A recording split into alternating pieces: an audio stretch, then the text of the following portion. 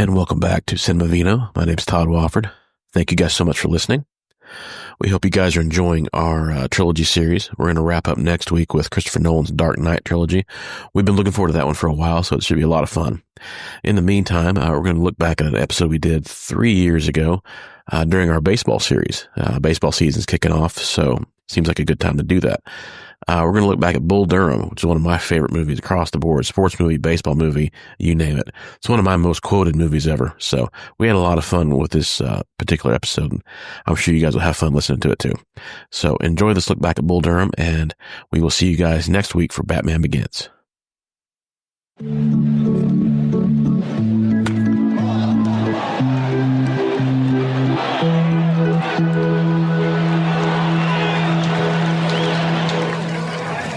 Welcome back to Cinema Vino. Wait for the crowd to die down for just a second. They're getting a little rowdy. So we've got the whole crew here for our first baseball series. Did you have to buy an organ for that? No, that was on the old keyboard setting. Oh, wow. Yeah. Did a pipe organ and did a little echo effect on there. Make it sound like we were in a baseball stadium. Very nice. You know, the public domain crowd effects. And I don't think baseball stadiums have real organs anymore, do they? I don't think so. That's sad. Or real hot dogs. Yeah, that's also That's sad. where the organs went. But they cost a very real $11, in case you're wondering. We need some Costco hot dogs. Yeah. $1.50. I've been saying that for You know where things are cheaper?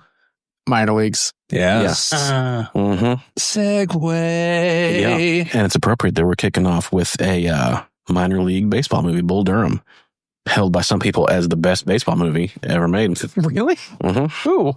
Yeah, I don't know about that. It's definitely gained esteem. Like when it came out, it was a minor hit, but then it's like it's been quoted. You see it on SportsCenter commercials and stuff a lot since then. So it's definitely one of the more famous baseball movies. There's not actually much of the game baseball played. Mm-hmm. Like, some badass montages. Mm-hmm. Some great montages. Yeah. Which today's cinema, we need way more montages. Yes. So baseball's a long season. Yeah. It's like 100, how many? Like 200, like no, 161 games. Yeah. Right? That. Look, It's a guys, long season. One of the we'll do messages a of the deep movie. dive talking about montages when we watch Jason Bateman in Teen Wolf 2, okay? Yeah. That has a soundtrack and a montage. He didn't play baseball. It'll bite your fucking nose off. Wait, what? No, it's Teen Wolf 2.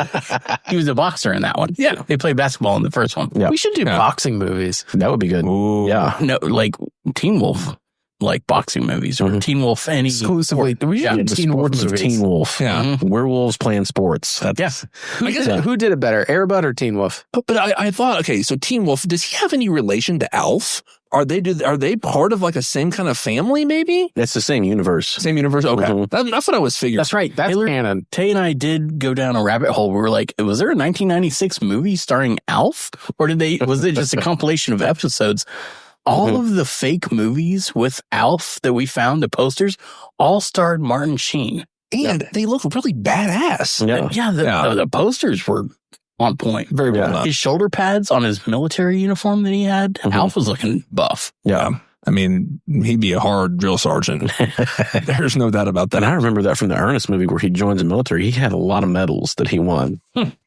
He was a very high-ranking officer. See, I have a hard time believing. Ernest. Yeah. I mean, I'm Ernest sure meets Alf. I'd watch that. That's a crossover I can't handle. My brain would explode. So Bull Durham. So, back on to Bull Durham. Released June 15th, 1988. Kevin Costner, Tim Robbins, Susan Sarandon. It basically, quick synopsis. Basically, Kevin Costner is a journeyman catcher in the minor leagues. Had a brief stint in the majors, but has spent probably over a decade in the minor leagues as a catcher. Gets brought to the Durham Bulls to mentor Tim Robbins, who's supposed to be the hotshot, up-and-coming pitcher destined for the major leagues. Susan Sarandon plays a local woman. I mean, almost like a groupie, but with like a religious devotion to baseball, like a spiritual and intellectual devotion to the game of baseball. She's like a team member almost. Yeah. Yeah, she's recognized by coaches. Yeah. And it's like she basically takes on a new player every year and mentors them a la... With her vagina. Yes. Yes. She basically helps also groom them for the major leagues. So, Which Also mentor mentor me because she's older and they're younger. Yes. And so Crash and Susan Sarandon's character Annie basically compete for who can successfully bring Tim Robbins' character Nuke along and get him into the major leagues. Meet Lelouch. So basically this, when it came out, was a minor hit, like we said, not a huge success. But then it gradually gained more and more steam. It's one of those like home video movies. It gradually gained a cult following, and you'll see it now ranked on a lot of lists as the best baseball movie, one of the better sports movies ever made. It's really gained a huge critical following since then. It was one of those movies I watched as a kid when it came out. I didn't get a lot of the references. Yeah. I did not understand any of the sexual jokes, sailed over my head. But now, as an adult, I appreciate it a lot more. It's definitely one of the raunchier sports movies you can watch. Oh, yeah. But I think that's part of its charm. It's definitely an adult sports movie. Again, Taylor and I were discussing a little bit before we started, but there was a lot of hog packing and some tighty-whitey undies. Like, That was just the a lot style. of Yeah, that was then. I mean, I was definitely in tidy whities in that time period. Yeah. I know that everybody out there needs to know that. I guess I'm not so much talking about the tighty whities, except the bulge, bulging out. I have to say, Everything. Bulge Durham. I don't. There you go. I don't know if we can, somehow reach out to Tim, and figure this out. May he rest in peace. But it was like, did he? No, he's alive. Yeah. Was he stuffing the just went home. front of that? Oh, I was asking about Costner. It was like, no, Costner, he ain't hogging nothing. But it's like, but there was a scene where I need to was ask him. But Tim, I was like, man, that bulge just seems like it's really taking up a lot of the front. Like When he was wearing the garter? yeah, and he has some good butt cheeks on him too. I mean, he does some squats. But You can't fake that. yeah, that's real. I learned that the hard way. Yeah, but yeah, there was a lot of underwear shots. Movie definitely captures the long, like you said, the long season, the minutia of playing in the minor leagues, like traveling around for days, not want to play games, not want to do double headers, trying any way to get out of it. Also the superstition of baseball playing. I played baseball growing up, and it's like baseball players are definitely the most superstitious of all athletes. I love baseball superstitions. Like World Series players that just like haven't washed their hats all season. It's just disgusting. Yeah. Like you can see dirt caked all over their helmets. Just gross. Yeah. Gross. Flip-flop fungus. Yeah. And Flip-flop fungus. there's so many parts of this movie that, and I watched it several times and it had to grow on me, but it's like, there's so many parts of that movie that I think about, like, that not only in sports, but in life, where it's like, Kevin Costner and Susan Sarandon are arguing, and he's like, he told Tim Robbins to swear off sex, basically. And it's like, he's like, you have to respect the streak. If you're on a winning streak, if you think you're winning because you're not getting laid or because you are getting laid, then you are, and you have to stick with it. There's something mental to that. You think about that a lot? Well, it's like pitching is like one of the most mental things in sports. It's like poker, where players get in their own head and they can just get rocked. And it's like, it's easy to get lost in that when you're playing. And so it's like that, those superstitions, you almost have to respect those, because it's like, that it gives you something to tether yourself to mentally and keep playing. Yeah, whatever puts you mentally at ease, however ridiculous it is, if it makes you feel more at ease, then I guess Go for it. Yeah. And that's kind of how, life is that way too, where it's like sometimes you just have to find something mental and get yourself there, Oh my God. Trev had an epiphany. Yeah. I know if I have to bleep this out, but be sure and share that. Oh, no, that was it. Okay. It's good life advice. Mm-hmm. Yeah. I might not wash this shirt until after Monday, Yeah, Sean is a big Kansas Jayhawk fan. By the time this podcast comes out, we'll know. Yeah. Tonight I don't. There'll either be a banner going up somewhere or not. Yep. So we'll find out. Roll Tide. Rock chalk. Jayhawk. But I'm curious to see. This became one of my favorite movies. Probably once I really became old enough to get all the jokes in it. I came to love. I loved all the crazy random shit in there. Like, especially it's like Major League, where it's like a lot of those wild pitches he's throwing will get him ejected from a regular game. You immediately throw it behind someone's head. Oh, you hit the bull mascot, you get thrown out. Yeah. If you hit the sports writers in the press box, you get thrown out. But it's the minors. Yeah. So it's like, It's A-ball. Mm-hmm. But I love that kind of where they're all out having a conference on the mound trying to figure out how to get like a live chicken. And what do I get? What do I get for a wedding day? It's like, candlesticks are nice. Boys, what are we doing here? Well, I've seen movies similar to this. I 100% thought they get off the bus. They were going to go hang out. There was going to be a scene with the ice skaters getting off the other bus. Mm-hmm. No, instead they went and played in sprinklers. Yeah. I mean, that would have been me. But you want to see a little more like Porky's, like frat house, like yeah.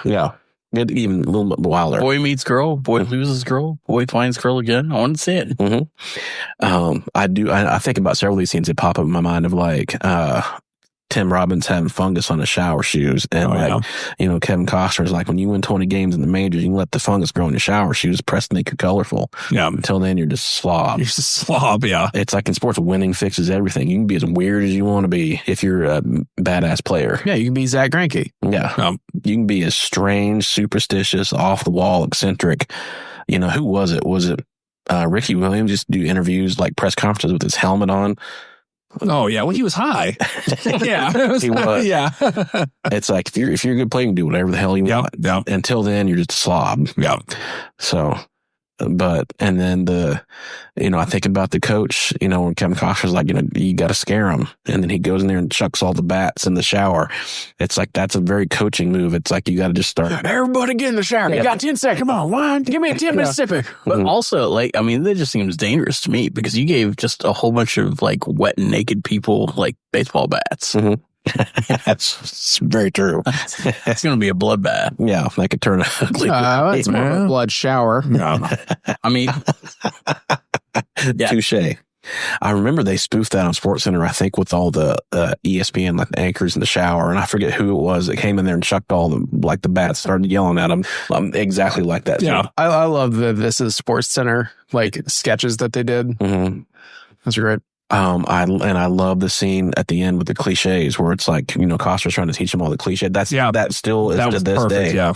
Honestly, it reminded me of Letterkenny. Because I don't watch sports, so I'm unfamiliar with all that. But I was like, oh my God, this is so Letterkenny. Well, I think Letterkenny was definitely doing an homage. Oh, yeah. To just... I didn't realize it. It's a team effort. We just all go out there, and we just got to try to... It's all for the club, We just try to win. We just got to play man to man. It's just one game at a time, It's everyone's 5 guys versus 5 guys in a puck, Yeah. And so, that's you got perfect. your brothers behind you? You want to be a brother? It's like you listen to those post-game interviews now. It's like that same shit. Oh, yeah. Every athlete. You have to thank the Lord. Yeah. Mm-hmm. I don't care who you are. Yeah. You have to thank the Lord. I just want to thank God. Shout out to my man, Jesus. Yeah, he so put me lucky on to be here. able to play this game. Shiva. She really helped us out. So I'm curious to hear your guys' thoughts, and then we're going to talk about the line a little bit. So we'll go around the horn and start Trav, the non-sports guy. So I am going to keep accidentally referring to Kevin Costner as Bull Durham because I was very upset that wasn't somebody's name during this. I was talking to Taylor. I was like, what was his name? It wasn't Bull Durham. It was, Crash. Crash and Nuke. I like this. Like, honestly, all I knew about this film is that it was kind of raunchy, and I was, that I had heard from, since I was like 15, I was like, oh, there's titties in it at some point. Yeah. Now, like 40-year-old Travis was very disappointed with the amount of raunch in this. Yeah. I'm like, where's all the booty? It's tame by today's standards. Yeah. Yeah, it's 80s raunch. Yeah. Yeah. Good band name. 80s raunch. Yeah. Tim Robbins' humor, it just tickles me. He's such a goofy looking dude. Lovely man. But I have never seen this film before, and I enjoyed it. I was surprised at how little baseball was actually in it. And I feel like I've seen derivatives of this movie like everywhere. Like, I'm sure homages. Like kind of launched the raunchy sports movie. Well, what? What other sports movies are raunchy? I think about Major League, which came out the next year. Yeah. Oh. There's this is the same guy that, it's not raunchy, but it's definitely a more adult sports film, 10 Cup. The same writer director did that one. Oh, good call. I love 10 Cup. That's my baby. Because I guess Ron Shelton's a guy named, he used to play in the minor leagues before he became a sports writer. So he based this on his experiences playing minor league baseball. Cheech Marin and Rene Russo was and Costner, yeah. Yeah, hell of a movie. So anyway, I like Bull Durham. That was it. Oh, that was it? Oh, okay. I blacked out. Yeah, I was okay. I remember seeing this, I think like 2 or 3 times, even as a kid. And I like you said, I didn't really understand it. It was like, a baseball movie. But I think I saw it actually after Major League. Like, I didn't see it right when it came out. Yeah. I remember seeing Major League, and I remember watching that film I've watched it way too many times. Bull Durham did not hit it for me. Yeah. And maybe because I had seen Major League first. But after watching it just today, revisiting it, I was like, man, this is actually a pretty damn good movie. And I think it's, just being older, understanding a little bit more of it. Because I probably watched Major League way too many times. But this was like, damn, this is actually a damn good film. Yeah. Kevin Costner's rants are just fantastic. The writing, that makes a lot of sense. It does seem like they knew what they were writing about. Yeah. Like, this stuff does go on. It happens. It was a good storyline. It was a lot of montages, but that got you through your baseball. They just kind of went over that. Are there sports movies that don't have montages? Yeah. I mean, that's a real question. Can you guys think of any sports movie where there aren't montages through the season? I'm sure if I was talking about practice, yeah, not a game. That's practice. But I'm not trying to. You gotta cover the an entire season 1 movie. Yeah. You got to have a montage. I mean, I'm thinking about The Natural, Field of Dreams. I mean, they have montages. Even boxing movies. Yeah, Rocky was built on montages. Yeah. It's the best montage. Yeah. I never saw any of the most recent Mighty Ducks. Did it have a montage? I'm sure it did. I'm sure they do. Oh, yeah. I can't think of it offhand, but I'm sure it did. Ducks do fly together. Yeah. But I mean, like the most recent, like Rocky, Apollos. So it's like, they have those montages in there, of course. Do. Yeah, it's amazing. Yeah. But I just think they're funny. Of all things, I'm just like, awesome. Yeah. And it was like, I know what you're doing, but at the same time, like, this is absolutely amazing. They, because they did, what was it? Fogarty's center field. Oh, when that came on, I was like, here we go. We're going to have about 3.5 minutes of this, and we'll get up and change my shirts in the laundry, and then we're going to move this because I know what's going on. The only thing that disturbed me in this film was at the very end, was old Kevin and Susan are about to hump on the table.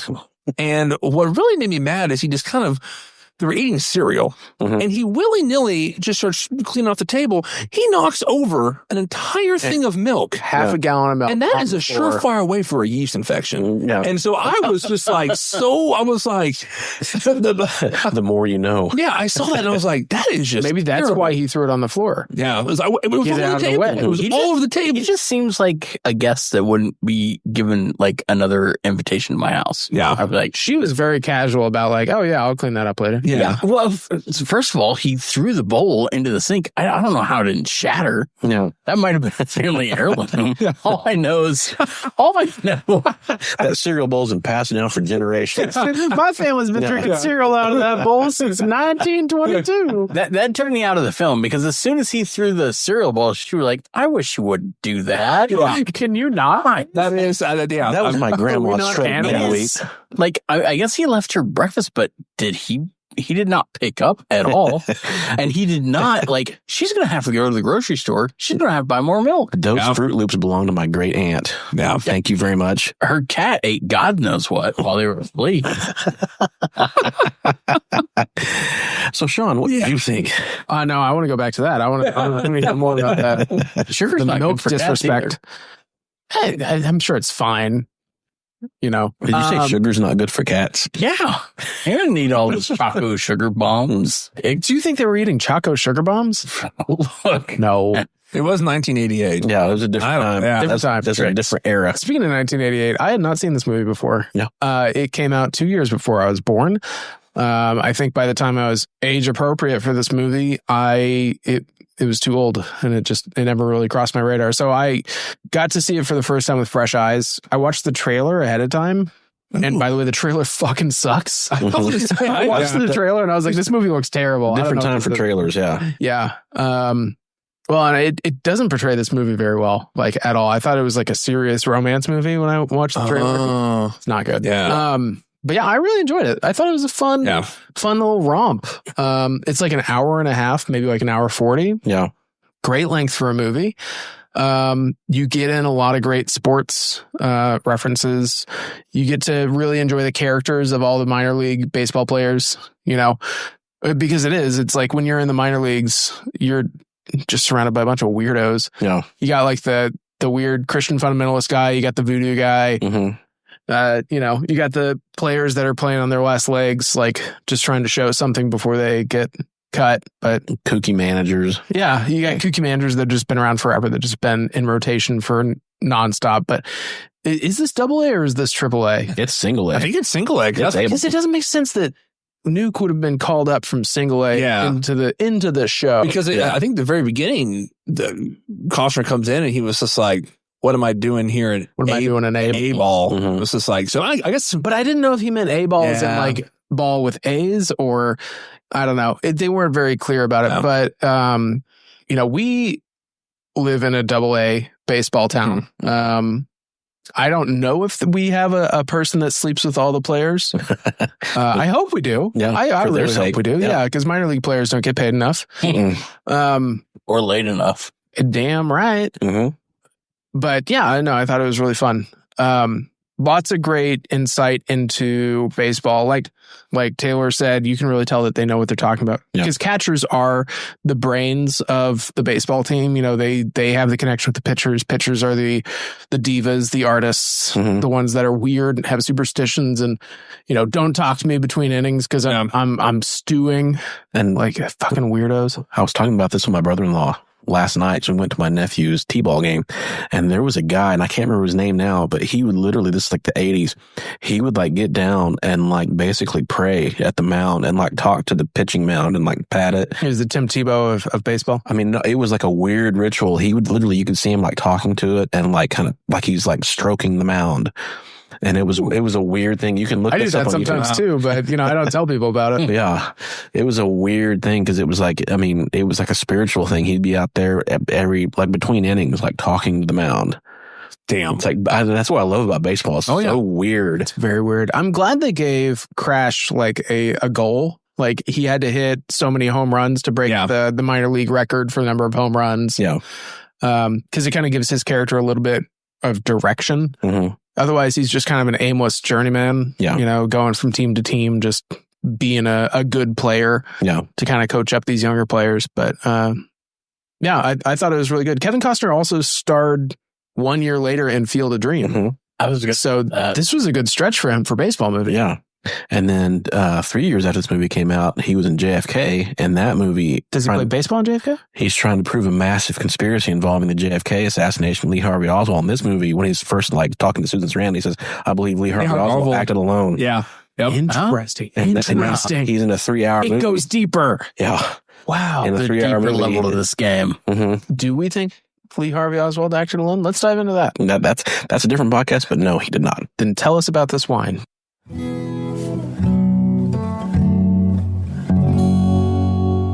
Okay, so we are drinking Vinho Verde. We're going to start with a Portuguese white wine. This is a very light... Portuguese love baseball. They do. They have a long history with baseball.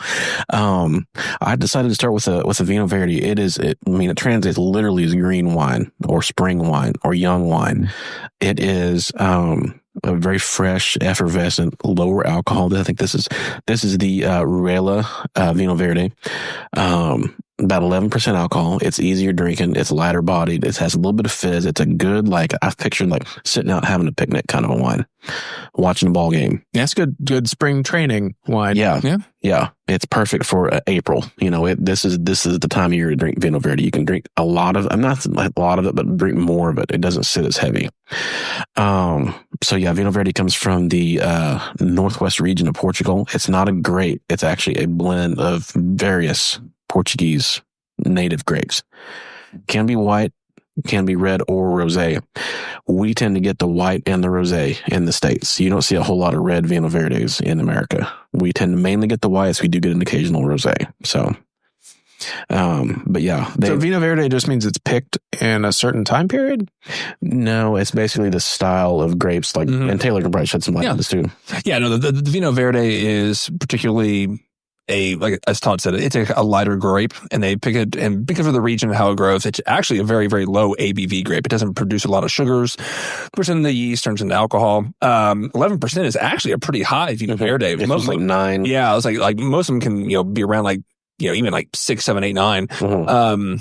It really is just how it's grown. It's not really the time it's grown. It's, I guess maybe it actually is, but it's just the actual climate, the area, and then I'm not even sure what the actual grapes are that are There's a long list of them that can be. It was like, it's like, translating, it's like there are also Spanish grapes like Verdejo, Albarino. Oh, yeah. Like the Portuguese equivalent of those grapes are in there. So kind of lighter style white grapes get blended into the white wine. But then you peel the skin off, you get the rosé. There's a few red grapes, but again, I'm not familiar with those as much. Yeah, I don't think I've ever seen a red. You don't hardly ever see red Vino Verdes in the United States. I think you'd have to go to Portugal, have to go to Europe to try them. Europa. Yeah. It tastes a lot like the White Claw seltzers, but just like less bubbles. Travis has also been enjoying some White Claw seltzers on the side. Well, that's true. We also are doing some beers with these because beer is also tied intrinsically to baseball. We're going to do we've been doing the Rogue Honey Kolsch, which is also kind of a low. Again, Taylor can definitely shed a lot of light on this. Lower alcohol, 5%. This is an ale brewed with wildflower honey. Very refreshing, but still has some nice body to it. So Tay, what's your thoughts on the Kolsch?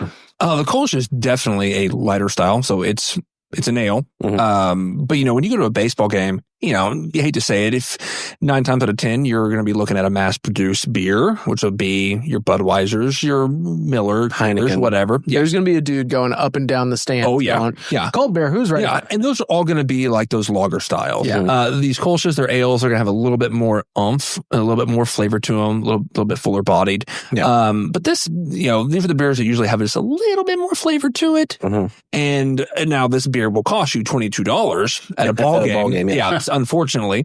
For a 12 ounce? Jeez. Well, 16. I don't know about that. Well, it might be 16. It's kind of a departure for Rogue too. That one's a little bit more light and not as bitter. Normally Rogue does a lot of like sessionable. They do a lot of hops in Rogue. Yeah. Somebody pay me on the back for saying sessionable. I can't reach that far. I'll give you that one. And thanks, guys. Rogue is a great brewery out of Oregon. They have a lot of good beers.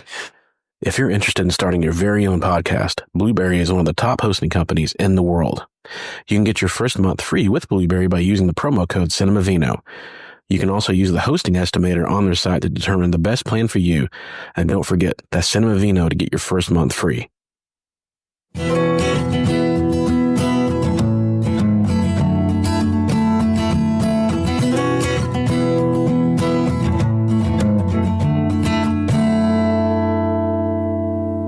The one thing I did like in this film, as we just touched our friend Travis's arm, is that it wasn't during a montage because the announcer was talking, but when the announcer was actually making the sounds of the bat, the radio, that was so, I was like, that's really cool. And I was like, oh, okay. It has a little button for the crowd noise. Yeah. I was like, it's kind of like what we do, but yeah, exactly. That's why we should have done that with Travis. It's like, give me a baseball hit right now. Well, I don't have one like specifically loaded up, but I did. All right. Well, just let the record show Todd didn't do his homework. I worked for about 10 minutes to make the charge on the I did keyboard. Like that. Yeah. So that will be coming up at the end of our podcast. You guys can enjoy that. Again, 10 whole minutes working on that. So drink that in. Wow. So we'll talk about what we would rate this movie. I would give this an 8.5. This is definitely one that I've gone back. I know it's great for me because I've gone back to it many times and I always enjoy it. I pick up new quotes that I like out of it every time. I pick out new scenes. Like I love it when Kevin Costner starts feeding the signals or feeding the pitches to the batters. Yeah. And so they can just fucking take it out of the yard. Whenever when Tim Robbins starts shaking off the signs. It's like, that's awesome. He's shaking me up. Mm-hmm. Yeah. And then pitching a shutout and he's shaking me up. And Travis, you're right. Tim Robbins, his stuff is awesome where he's like, he storms out the mound and say, now it's my presence with authority. Yeah, that's true. I love that they wrote his inner monologue. They were like, just say your inner monologue out loud. Just say everything that you're thinking on the mound to yourself. Yeah. Okay. And it's like, it would have been weird, I guess, with narration. I mean, it was better with him saying it, but I was talking to himself. Yeah. But as somebody who pitched as a kid and also spent a lot of time out in right field picking flowers, I've talked to myself out there. I would babble to myself. How was your pitch? How was your arm? I was left-handed. I had a lot of difficulty pitching to left-handed hitters. I beaned quite a few left-handed. You were left-handed. They didn't put you on first base? I definitely spent some time at first base and right field, but I pitched for a while too.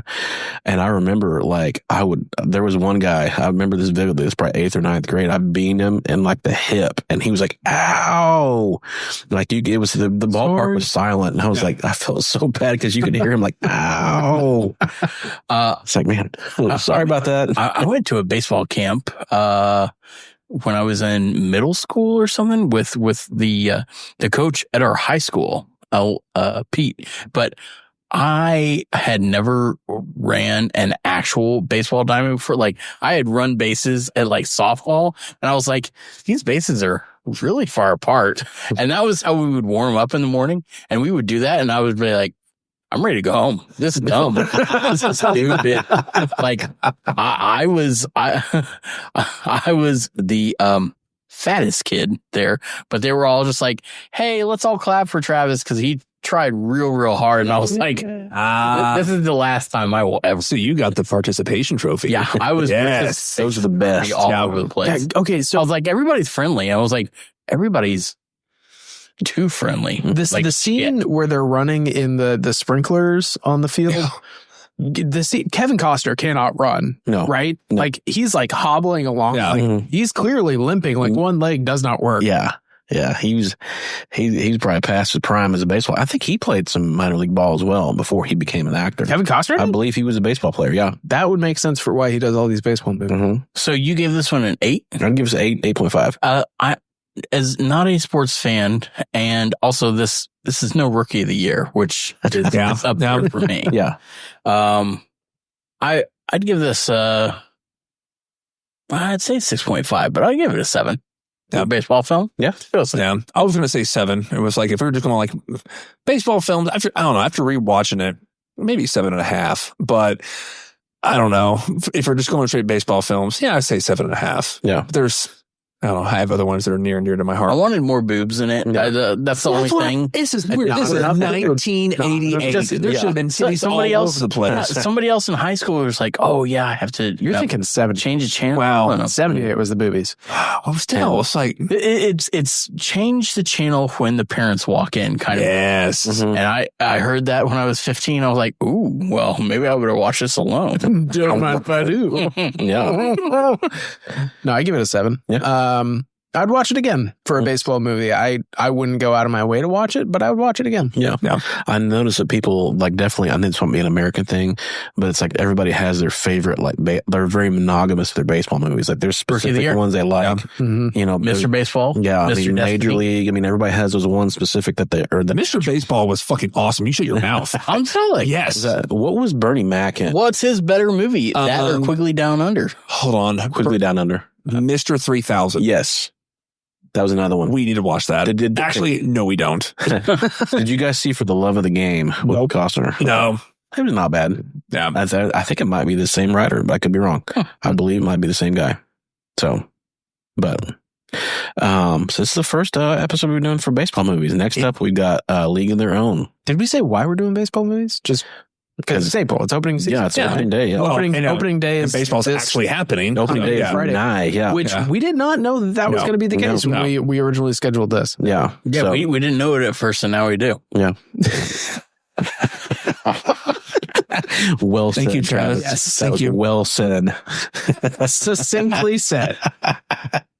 Yeah, his ability to sum that kind of stuff up. It's like Mama always had a way of saying things just so I could understand them. We were worried that it wasn't going to happen, and then it did.